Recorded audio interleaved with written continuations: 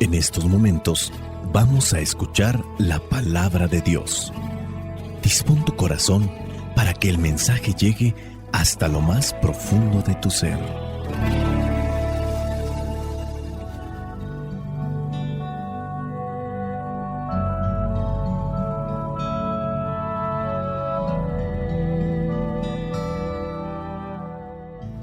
Vamos a tratar de reflexionar las lecturas para este domingo. Es el número 21 del tiempo ordinario. Estamos en el ciclo A. La primera lectura corresponde al libro del profeta Isaías, capítulo 22, versículos del 19 al 23. Dice así: Yo te quitaré de tu puesto, te retiraré de tu oficio. En ese día llamaré a mi siervo a Eliakim, hijo de Hilquías, lo vestiré con tu túnica, le pondré tu cinturón de honor y le daré tu autoridad. Será como un padre para los habitantes de Jerusalén y para el pueblo de Judá. En sus hombros le pondré la llave de la casa de David. Nadie podrá cerrar lo que él abra, ni abrir lo que él cierre. Él será como un trono de honor para la familia de su padre. Yo haré que quede firme en su lugar como si fuera un clavo. Palabra de Dios. Te alabamos, Señor. En este pasaje se condena lo que vendría a ser la actitud del mayordomo del palacio. En este caso es el fulano que se llama Sebna.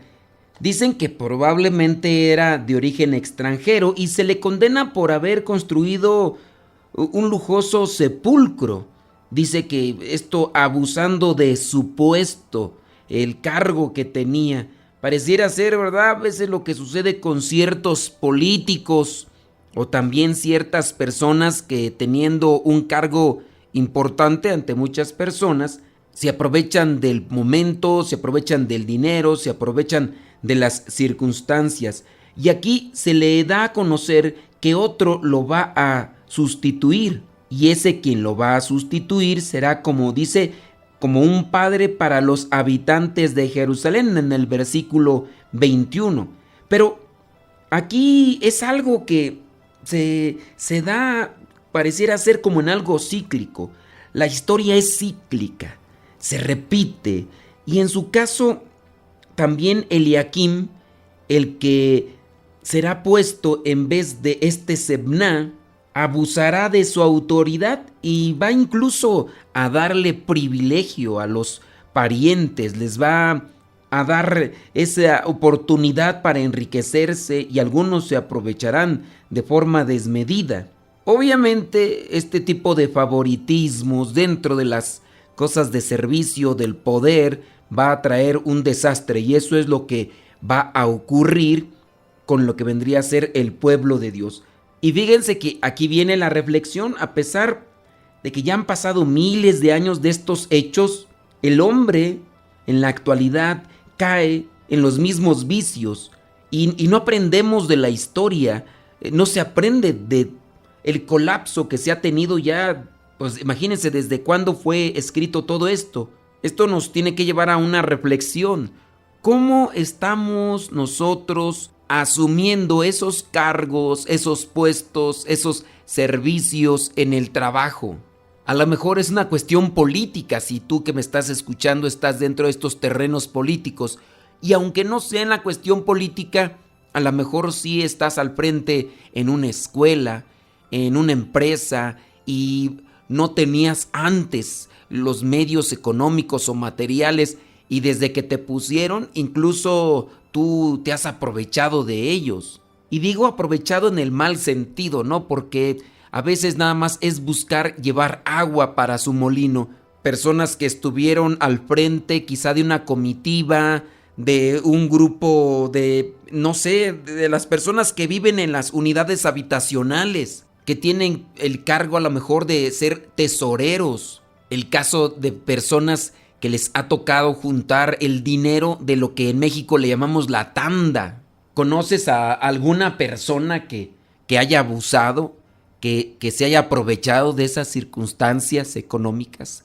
Digo, cada quien va a tener que rendir cuentas, pero esto también nos tiene que llevar a nosotros para no abusar, porque si bien hay una justicia aquí en la tierra, a veces toda manoseada, pero igual en algunos momentos tú sabes que lo que se siembra se cosecha, pero hay una justicia en el cielo y de esa no nos escapamos. Quizá de la tierra sí, a lo mejor puede estar toda ya transgredida, puede estar ya toda cambiada o distorsionada, pero de la de Dios no se salva uno.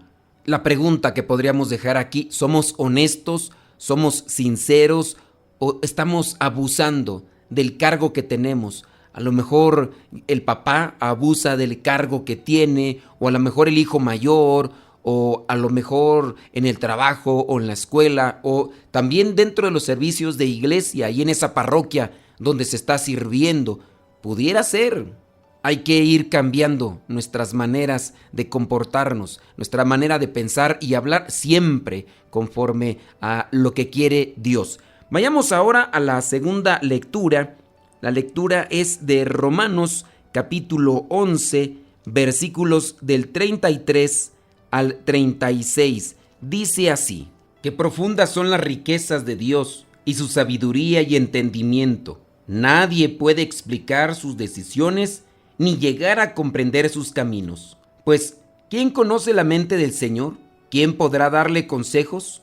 ¿Quién le ha dado algo antes para que Él tenga que devolvérselo? Porque todas las cosas vienen de Dios y existen por Él y para Él.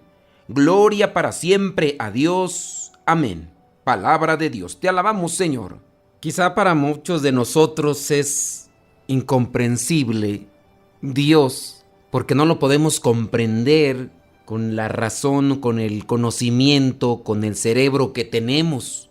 Y a lo mejor de ahí que algunos quieren comprenderlo dentro de lo que vendría a ser la lógica humana y se ven limitados, y en su limitación pues optan por no acercarse. Creo que a lo mejor estamos haciendo algo mal. Más que querer comprender a Dios, nosotros debemos de comprender quiénes somos nosotros para Dios. Comprender qué es lo que obtenemos como resultado cuando hacemos caso a Dios. Haciendo una conexión con la primera lectura, Dios nos da a cada uno de nosotros una cruz para cargar en esta vida, una misión, como le llamo yo. Si nosotros comprendemos cómo debemos de cargar esa cruz y con quién nos debemos de acompañar, cuando lleguemos al final de este camino vamos a comprender todo el esfuerzo, todo el sacrificio. Dice esta lectura, dice: qué profundas son las riquezas de Dios. Son profundas y son riquezas porque son bellas, son agradables. Una riqueza siempre será bella y agradable, y son profundas, como para decir, son inmensas, son muchas. Cuando la persona ha comprendido que lo mejor es hacer lo que le agrada a Dios, la persona vive feliz porque recibe lo que vendría a ser como el resultado de aquellas acciones, y son grandes, e incluso hay hasta para compartir a los demás. Personas que se han esforzado y que dentro de todo ese caudal de bendiciones, tiene hasta para darle a otros. Qué profundas son las riquezas de Dios y su sabiduría y entendimiento. Dios tiene un plan, Dios nunca se equivoca. Que nosotros no entendamos en el momento cierta situación, esa es otra cosa. Que nosotros nos lleguemos a abrumar por algo que no entendemos es otra cosa. Dice ahí mismo: nadie puede explicar sus decisiones, nadie, ni llegar a comprender sus caminos. Nosotros tenemos una mente limitada. Veamos el mismo caso de Jesús estando en el huerto de los olivos. Él sentía esa angustia y por eso es que llegó a decir esa oración: Padre, si es posible, aparta de mí este cáliz, pero que no se haga mi voluntad, sino la tuya. Entre la angustia, entre el sufrimiento que ya sentía por lo que sabía que le iba a pasar, y que como un humano, porque verdadero Dios, pero también verdadero hombre, padecía de hambre, padecía también del cansancio y por eso se quedaba dormido en la barca aunque estuviera toda sangoloteándose, y también llegaba a sentir tristeza en su corazón como cuando murió Lázaro.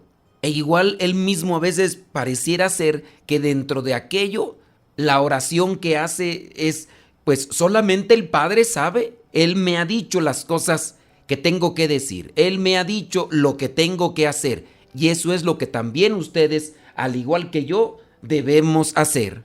Como punto de reflexión, dejo yo que más que querer comprender a Dios, hay que buscar comprender lo que Dios quiere de nosotros. Y si lo hacemos, aquello que Dios quiere de nosotros, vamos a ser felices en esta vida y en la otra. Vayamos ahora a lo que es el Evangelio de Mateo capítulo 16, versículos del 13 al 20. Les recordamos que estamos en el ciclo A. Y si estamos en el ciclo A, pues va a venirse nuevamente a repetir esos evangelios que se han estado dando durante la semana. Dice así, Mateo 16, versículos del 13 al 20. Cuando Jesús llegó a la región de Cesarea de Filipo, preguntó a sus discípulos, ¿quién dice la gente que es el Hijo del Hombre?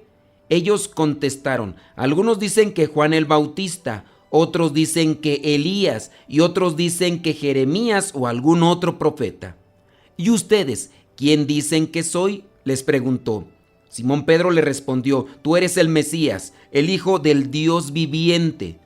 Entonces Jesús le dijo, dichoso tú, Simón, hijo de Jonás, porque esto no lo conociste por medios humanos, sino porque te lo reveló mi Padre, que está en el cielo. Y yo te digo que tú eres Pedro, y sobre esta piedra voy a construir mi iglesia, y ni siquiera el poder de la muerte podrá vencerla. Te daré las llaves del reino de los cielos. Lo que tú ates aquí en la tierra, también quedará atado en el cielo, y lo que tú desates aquí en la tierra, también quedará desatado en el cielo. Luego Jesús ordenó a sus discípulos que no dijeran a nadie que Él era el Mesías. Palabra de Dios. Te alabamos, Señor. Aquí pareciera ser tener una conexión con la primera lectura. Recordemos de lo que hablaba Isaías, haciéndole el reproche a este que había abusado del puesto, que había abusado del poder, y se le anunciaba que iban a colocar a otra persona y que esa otra persona iba a tener poder para abrir y cerrar. Pero ya habíamos mencionado que también a ese otro que se había anunciado no hizo lo que Dios quería. Yo creo que también eso nos tiene que llevar a reflexionar. Muchas veces nosotros vemos situaciones de familias, de matrimonios, y a lo mejor llegamos a decir, no hombre, yo no voy a hacer eso. Yo, en mi caso, como misionero, como religioso, yo podría decir, no, mira, fulano de tal hizo esto, o fulana de tal como religiosa hizo esto. No, qué barbaridad, o sea, eso no está bien. Y mira, muy posiblemente puede darse aquello que dice el refrán, cae más pronto el hablador que aquel que anda cojo. Jesús en este evangelio hace una pregunta. ¿Qué dice la gente de mí? ¿Qué es lo que dicen del Hijo del Hombre? Y ya después hace la pregunta a sus discípulos, ¿y ustedes quién dicen que soy? Tener conocimiento de quién es Jesús. Y si sabemos quién es Jesús, sabemos que sus palabras tienen verdad, que lo que dice se cumple. Y si reconocemos que sus palabras tienen verdad y lo que dice se cumple, la pregunta es, ¿y por qué no hacemos aquello que nos pide? Reconocemos a lo mejor que Dios es poderoso, que incluso hace muchos milagros, pero ¿por qué no lo obedecemos? Mucha gente está desconcertada, camina por caminos o por senderos torcidos, y muchos de ellos caminan por esos senderos torcidos porque están en parte decepcionados de muchos que nos decimos estar cerca de Cristo, pero que no hacemos lo que Él nos pide. Y decimos que Dios es grande, Dios poderoso, Dios todo, pero ¿por qué no lo obedecemos? Me acuerdo de aquel cuento que dice que había un trapecista de estos señores que se suben en lo alto y que comienzan a caminar en la cuerda, una cuerda estirada. Este señor trapecista caminaba y entonces le preguntó a la gente que si ellos consideraban que era bueno, y le decían que sí porque lo habían visto ya caminar sobre aquella cuerda, lo habían visto balancearse en el trapecio de un lado para otro, y les preguntó que si ellos creerían que él podía caminar en la cuerda de un lado a otro pero arriba de una bicicleta. Y algunos dijeron, sí, puedes porque eres el mejor. Y entonces aquel señor agarró un monociclo, esta bicicleta que solamente tiene una rueda, se montó en ese monociclo y empezó ahí a caminar por encima de aquella rueda. La rueda como tal tenía un cierto tipo de borde que se amoldaba a la cuerda, pero sobre todo era el equilibrio, no solamente tener por dónde dirigirse. Y al llegar al otro lado, pues la gente estalló en un aplauso grandioso y les preguntó, ¿ustedes creen que sea posible que yo pueda pasar de aquí al otro lado, pero ahora con un barril en mis hombros? Y todos dijeron, sí, nosotros creemos en ti, que tú lo puedes hacer. Y aquel trapecista dijo, a ver, levante la mano, ¿quién de ustedes cree que sí puedo realizar este acto peligroso? Y muchos que eran seguidores de él, que eran fanáticos de él, porque ya lo conocían de mucho tiempo, levantaron la mano. El señor trapecista eligió a un hombre que se encontraba ahí, que había levantado la mano. Le dijo, usted, caballero, el que levantó la mano, ¿puede venir hasta aquí, a lo alto donde me encuentro yo, para que usted se siente arriba del barril que yo voy a llevar por mis hombros mientras cruzo al otro lado por esta cuerda? Y el señor no quiso subir. El señor aquel había dicho que sí creía que aquel trapecista podía hacer, pero en el fondo tenía sus dudas. En realidad no lo creía de esa manera y por eso no subió. Ahí también esto se puede aplicar en eso que a veces decimos de Dios, que creemos en Él. ¿Ustedes quién dicen que soy yo? Eres Jesús, el Salvador, el que nos va a dar la vida eterna. Y si tú crees que yo puedo darte la vida eterna, que puedo hacer muchas cosas buenas y bellas por ti, ¿por qué no me haces caso? ¿Por qué no te subes a mi voluntad? ¿Por qué no te subes a mis mandamientos? ¿Por qué no te subes a lo que me agrada? ¿Por qué dices que sí crees en mí, pero no haces lo que yo les pido? A veces nosotros también estamos igual que ese señor que no se quiso subir a aquel barril que se le había indicado. Hablando ya en la cuestión teológica, y no lo retomamos mucho porque este evangelio ya lo hemos reflexionado en los días anteriores. Dentro del plan teológico, nosotros podemos conocer a Dios más por la fe. Dios nos regala conocerlo. Pidamos al buen Dios que nos permita conocerlo, pero nosotros demos ese paso adelante cumpliendo con su voluntad, con la cual alcanzaremos aquellos dones, aquellas bendiciones que Él regala de manera generosa. Y aunque no lleguemos a comprender a Dios, que sí comprendamos cuál es el plan de Dios en la vida de cada uno. No sea que nos lleguemos a comportar como aquel Sebna, como aquel Eliakim, que al final de cuentas los mareó el puesto, los mareó el cargo, los mareó quizá a lo mejor el dinero o la fama. Y a nosotros a lo mejor nos marean las seducciones de este mundo. Se nos ofrece placer o supuestamente dicha y felicidad y lo único que hacen es alejarnos de Dios. La bendición de Dios Todopoderoso, Padre, Hijo y Espíritu Santo, descienda sobre cada uno de ustedes y les acompañe siempre. Vayamos a vivir la palabra. Lámpara es tu palabra para mis pasos, luz en mi sendero. Lámpara es tu palabra para mis pasos, luz en mi sendero.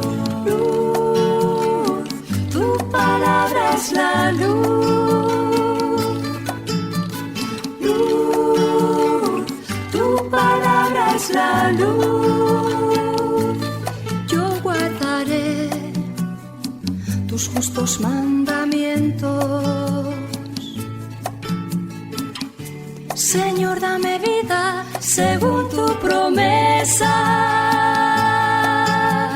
Lámpara es tu palabra para mis pasos, luz en mi sendero. Lámpara es tu palabra para mis pasos, luz en mi sendero. Luz, tu palabra es la luz. Luz, tu palabra es la luz. Mi vida, Señor, está siempre en peligro. Señor, sal al camino e invítanos de nuevo a trabajar en tu viña. Señor, sal al camino e invítanos de nuevo a trabajar en tu viña. No importa a qué hora, no importa a qué precio, nuestra paga eres tú y tu reino, y tu reino. Los primeros serán últimos, los últimos serán primeros. Señor, sal al camino e invítanos de nuevo a trabajar en tu viña. Señor, sal al camino e invítanos de nuevo a trabajar en tu viña. No importa a qué hora, no importa a qué precio,